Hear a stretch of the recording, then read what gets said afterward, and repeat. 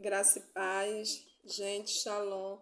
Vamos ler aqui em Êxodo, capítulo 13.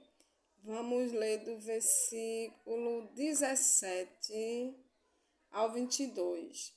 E aconteceu que quando Faraó deixou ir o povo de Elohim,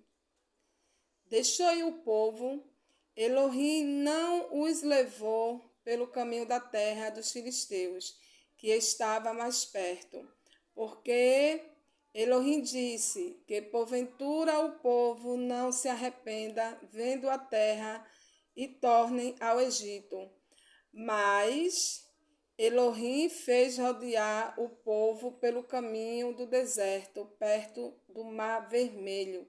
E subiram os filhos de Israel da terra do Egito, armados, e tomou Moisés os ossos de José consigo, porquanto havia este estreitamente ajuramentado aos filhos de Israel, dizendo: certamente Elohim nos visitará.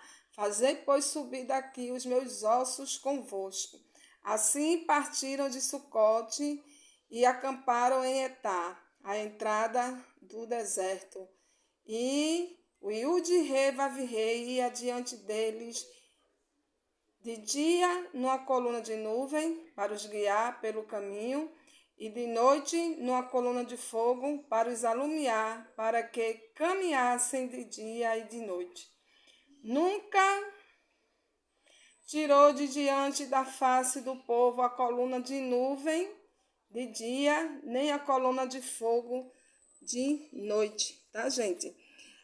A Torá fala, né, os judeus fala que essa coluna de fogo era o anjo Metraton, tá? Então aqui Moisés, que era o líder, e Moisés suportou arduamente tudo que sobreveio contra ele, porque o povo era um povo obstinado, rebelde, tá? O Eterno usou Moisés e fez tantos milagres no meio daquele povo, mas não interessava o milagre que Moisés fizesse. Moisés podia abrir o mar, Moisés podia fazer o que fosse, tá? Mas se estava faltando água, eles começam a murmurar e dizer: cadê, Moisés, a água? E questionar se Moisés era homem do Eterno mesmo. Através de Moisés, o Eterno fez milagres enormes, mas se faltasse comida, eles diziam: e aí, Moisés, você trouxe a gente para matar a gente aqui no deserto? Não eram todos. Um grupo, né? Sempre existe um grupinho de pessoas que fica indagando: será que Moisés é um homem do Eterno mesmo? E Moisés tem que suportar tudo aquilo, até que chega uma hora que Moisés se irrita. Moisés enfrentou desconfiança, defamação, calúnia. Tem um momento que Moisés fala para o Eterno: eu não criei esse povo. E aí o Eterno fortalece Moisés e ele consegue dar a volta por cima e se transforma num homem inabalável. Porque Moisés tinha um segredo. Ele vivia na tenda buscando ao Eterno. Porque a presença divina reinava sobre Moisés, tá? E quando a presença divina reina sobre nós, ela nos renova, né, a cada dia. A presença divina renova você. Vamos aqui para o capítulo 14. Vamos aqui para o versículo 14, para o capítulo 14. Vamos ler do 10 até ao 14, ou até o Eterno mandar, né? E chegando o Faraó, os filhos... Deixa eu levantar aqui a câmera um pouquinho, tá, gente? Os filhos de Israel levantaram seus olhos, e eis que os egípcios vinham atrás deles, e temeram muito. Então os filhos de Israel clamaram ao Iude-Rei, Vavi-Rei, e disseram a Moisés: não havia sepulcro no Egito para nos tirares de lá, para que morremos neste deserto? Por que nos fizeste isto? Que nos tem tirado do Egito? Tá vendo, gente, como o povo era rebelde, obstinado, aquilo que eu falei, tá? Então, versículo 12. Não é esta palavra que te temos falado no Egito, dizendo: deixa-nos que sirvamos aos egípcios? Pois que melhor nos fora servir aos egípcios do que morremos no deserto. Moisés, porém, disse ao povo: não temais, estais quieto e vede o livramento que o Iude-Rei, Vavi-Rei, perdi aqui disse ao povo: não temais, estás quieto e vede o livramento que o Iude-Rei, Vavi-Rei, que hoje vos fará, porque aos egípcios que hoje viste, nunca mais vereis para sempre. O Iude-Rei, Vavi-Rei, pelejará por vós e vos calareis.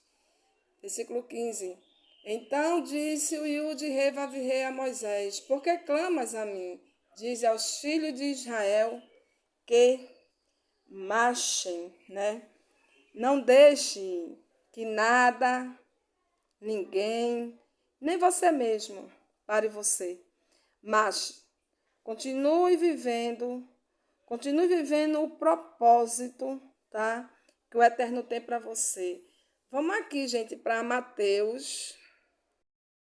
Vamos aqui para Mateus, capítulo 5, e vamos ler o versículo 3.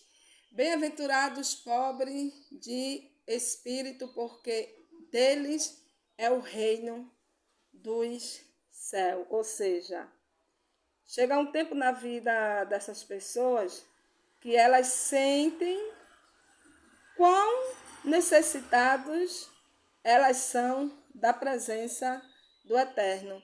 Versículo 4. Bem-aventurados que choram, porque eles serão consolados, tá? Os que estão sofrendo, porque eles serão renovados, serão acolhidos, serão confortados. Versículo 5. Bem-aventurados mansos, porque eles herdarão a terra. E o versículo 6 diz assim: bem-aventurados que têm fome e sede de justiça, porque eles serão fartos. Ou seja, bem-aventurado o homem e a mulher que quer se consagrar, que quer agradar ao Eterno. Tem sede disso, entendeu? Então, um homem e uma mulher que faz isso são bem-aventurados. Versículo 7. Bem-aventurados os misericordiosos, porque eles alcançarão misericórdia. E o versículo 8.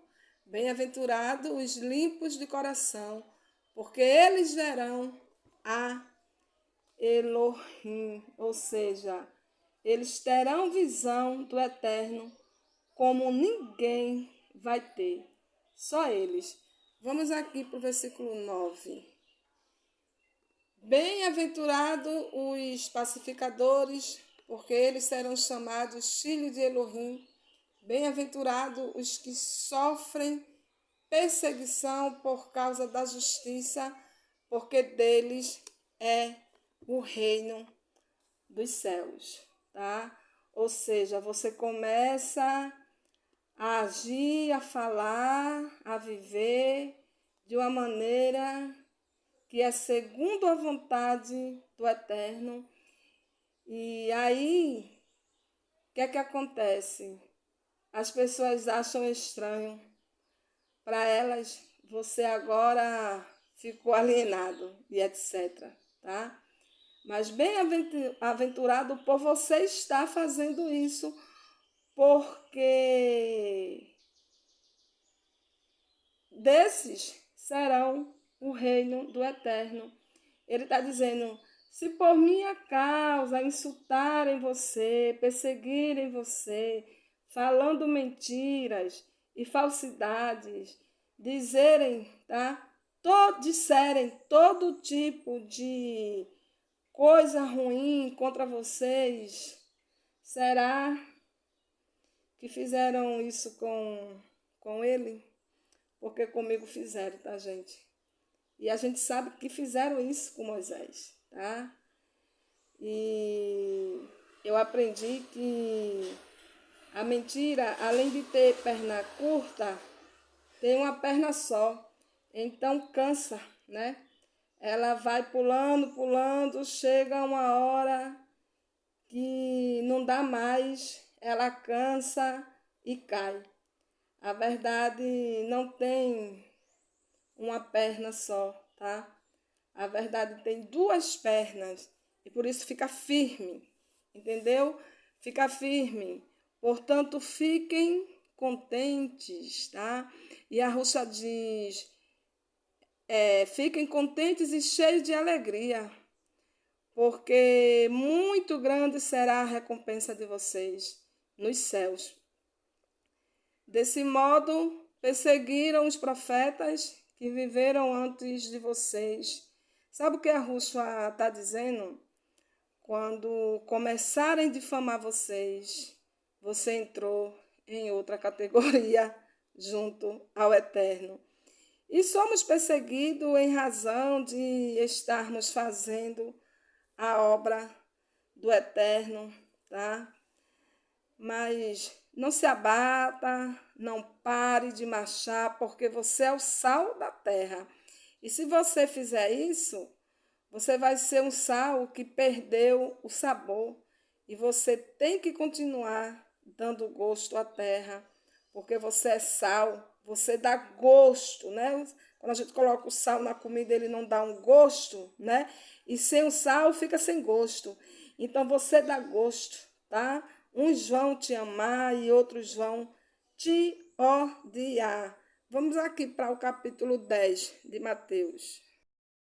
Aqui em Mateus 10, 25, diz assim, basta ao discípulo ser como seu mestre e ao servo ser como seu senhor. Se chamaram Beelzebu ao pai de família, quanto mais aos seus domésticos, né? Então, não espere coisa boa daqueles que resistem, tá?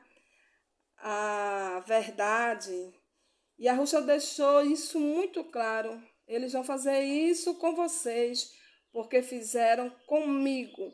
Mas não importa, porque nós estamos fazendo a vontade do Eterno e estamos com a verdade. Eu vou parar por aqui, esse vídeo não ficar muito grande, gente, que eu tô vendo que ele já tá um pouquinho longo e darei continuidade amanhã. Que o Eterno continue nos abençoando.